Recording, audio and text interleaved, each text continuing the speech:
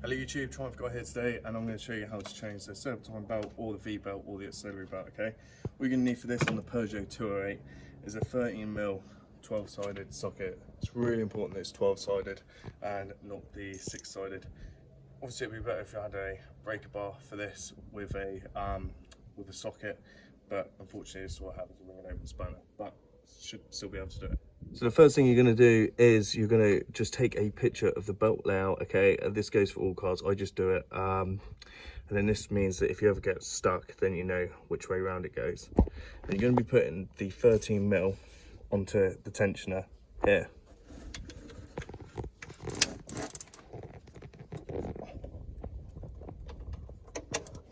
So lift up on the tensioner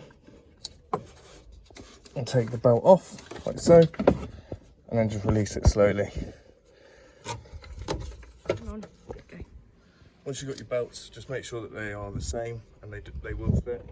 The reason we're changing this belt today is starting to lose bits of the rubber, and it's starting to, on the top it looks all right, but you can see signs of cracks and wear, and essentially you don't want these to then go, so it will just flip off and you'll lose all your electrics. Okay, we're going to wrap it around this first, like that, and we're going to come through here and just make sure it's all nice and good.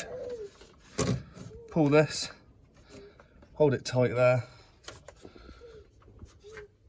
get the spanner.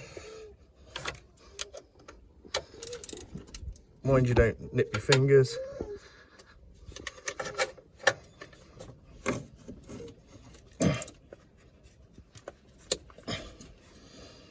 There you go.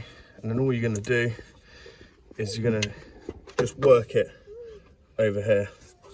Once it's on, I always just prefer to do it like this way.